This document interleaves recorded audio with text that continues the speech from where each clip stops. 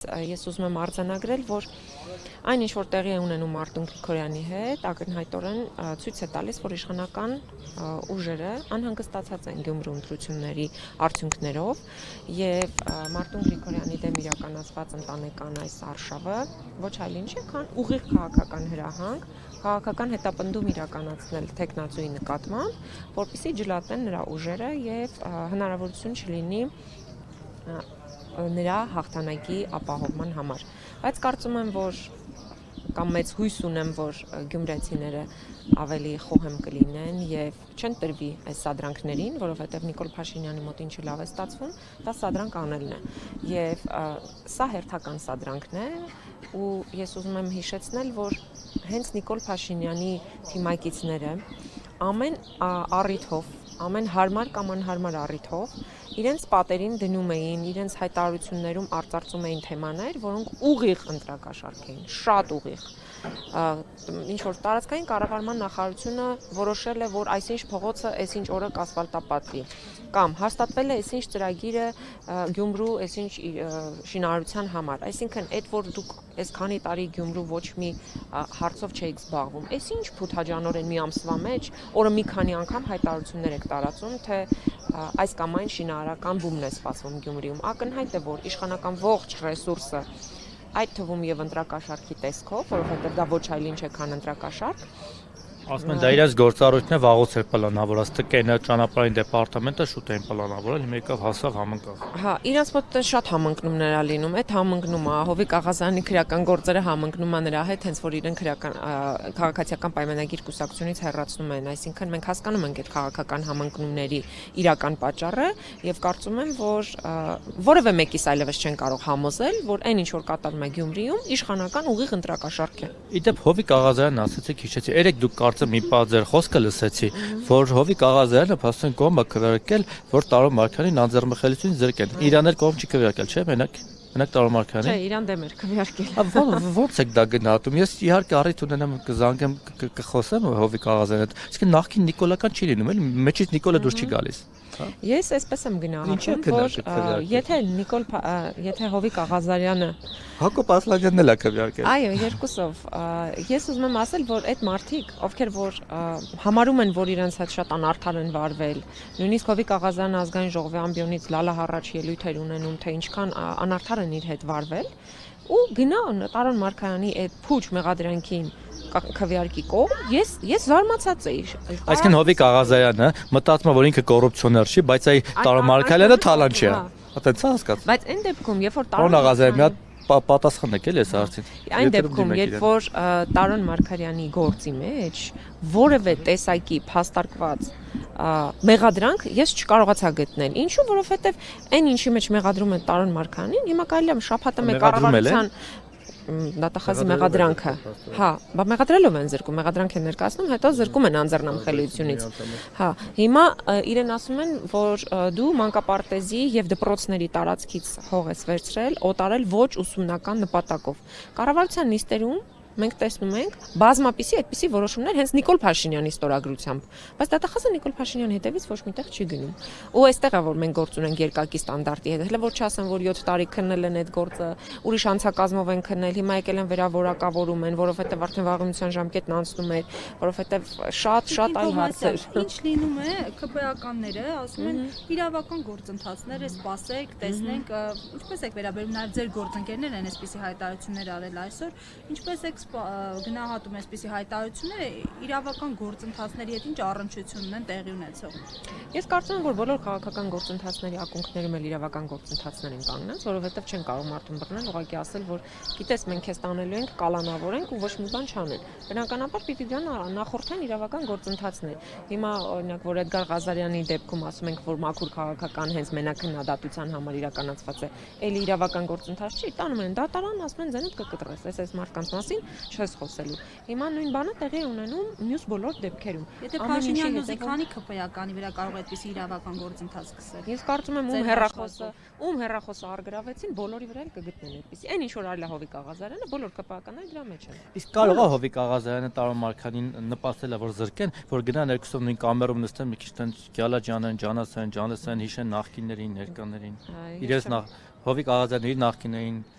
Ես կարծում եմ ուրիշ տեղեր էլ կարելի է գտնել տենց նախկիներին հիշելու, բայց ամեն դեպքում մենք չենք խոսում այստեղ կալանքի տանելու մասին, կալանքի համար առանձին պիտի դատախազը միջնորդությամբ մտնի ազգային ժողով, հա, բայց այս պահի դրությամբ միայն, հա,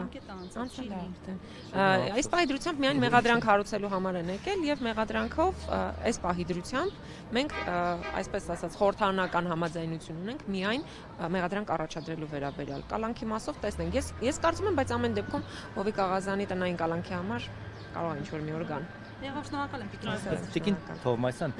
իդեպ Ալեն Սիմոնյանը վերջերս դարձել է ահավոր շատ լրագրողներին սիրող, տեսնեք ներողությունները խնդրում գրումա սիրելի լրագրողներ, իդեպ քանի որ ես էլ հավատարմագրված չեմ, դրա համար բարեբախտաբար ես սիրելիների մեջ չեմ մտնում, թե չէ երևի չէ ասի։ Դուք ո՞նց եք գնահատում ազգային ժողովի նախագահի այս բանը։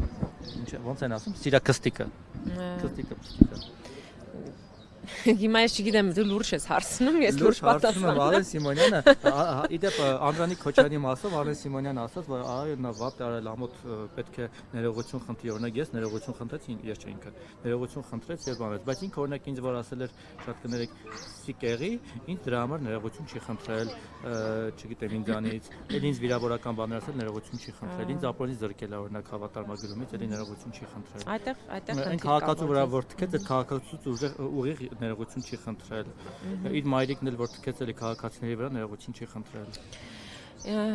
Լավ, հիմա փորձեմ չէ մեջտեղի մոտ 3 մոտ չէ։ Հիմա փորձեմ այս ձեր բոլոր գնահատականների մեջ Ինչու բանա փոխվել պարոն Սիմոնյանի։ Ես չեմ կարծում որ ինչ-որ բան փոխված լինի, որովհետև մի բանը որ փոխվել է այս ընթացքում գրառումների ժամն է։ Գիշերը 1-ին որոշել է որ դի ներողություն խնդրի, տես մոտավոր ժամը 1-ն էր։ Ծնգում է, վերջը մյուտ եմ անելու Telegram-ը, անդադ տնից անում է ծնգում։ Հա, դու բաժանորդագրված ես։ Իմացանք։ Ինքը ինչ չի հետո բլոկ արել, բայց իր լրատվականն հետո ես իրան ուղիղ եմ հետո։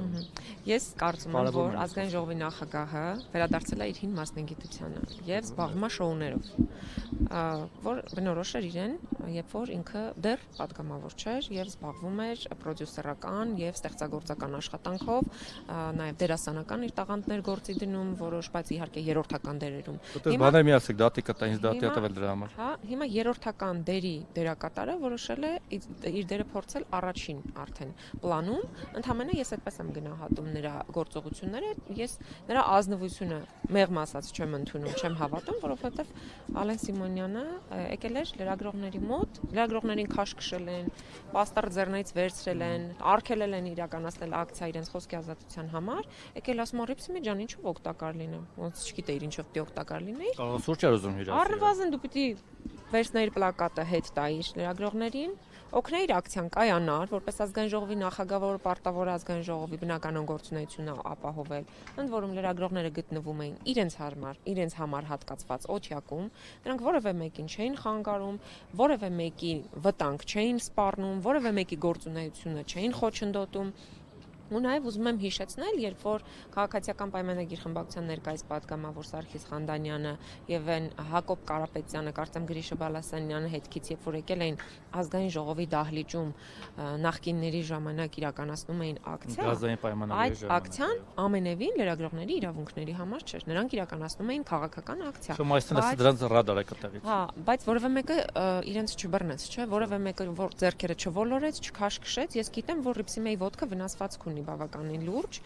վերք ունի ու այդ իրավիճակում անհասկանալի է ընդհանրապես որ գալիս խոսում են ինչ որ արժեքներից խոսքի ազատություն, ժողովրդավարություն։ Մի տեսակ կեղծ չի որ Քոչարյան Անդրանիկի այդ պահվածքի հետ կապված հանկարծ ԿՊԱ-ականները սկսեցին դատապարտել, քննադատել, բայո կողմ են նույնիսկ տորագրահավաքին։ Իրանք այդքան ինչ ասես արեցին լրագրողների գլխին, ով ինչ ասես ասացել վերբար մարմնավաճառել, չգիտեմ ինչ, ոչ իման չեղավ։ Հիմա այսինքն այսօր մամուլում էլ կար որ քանի որ Ալեն Սիմոնյանը խնդիրներ ունի ըստ մամուլի տեղեկությունների Անդրանիկ Քոչարյանի հետ, ոնց որ դեմ չի որ նրան ինչ որ ձևով պատժեն։ Գիտեք, այնտեղ ես չեմ տեսնում լրագրողներին օգտագործելով։ Այդ քաղաքացիական պայմանագիր խմբակցությունում ես չեմ տեսնում մեկի, որը ունակ է ինքնուրույն մտածել։ Հետևաբար ինչ խոսել են, իրենք երբեք չեն վերածելու գործողության, եթե չստանան SMS։ Հիմա SMS-ը եթե ստանան, որ պիտի Անդրանիկ Քոչարյանին պատժեն, իրենք կպատժեն։ Եթե SMS-ը ստանան, որ ոչինչ պետք չի անել, ուրեմն չեն Գուցե անում։ բզբզում են, որ ստանան այդ SMS-ը։ Ես չգիտեմ SMS-ի ստացման բովանդակությունը, ընդհանրապես ծագումնաբանությունը ինչպես է տեղ ունենում, ինչպես է ձևավորվում, բայց ես վստահ եմ, որ այն ինչ որ իրենք հրապարակային ասում են, անհրաժեշտության դեպքում իրենք դա չեն իրականացնի, եթե չունենան քաղաքական հրանք։ Ուզում եմ հիշեցնել, նույն Տարոն Մարգարյանի գործով, նույն Հովիկ Աղազանի գործով քաղաքացիական պայմանագիր խմբակցության նույն падգամավորները դատախազին ասում էին, որ դու հավատարժան մեղադրանք չես բերել։ Դու այնպեսի մեղադրանք ես բերել, որտեղ կասկածներ կան, որտեղ հարցեր ունենք մենք, ու այդ հարցերը փարատված չեն, բայց մի մարդու պես գնացին ու քվեարկեցին, ինչի մասն է խոսքը։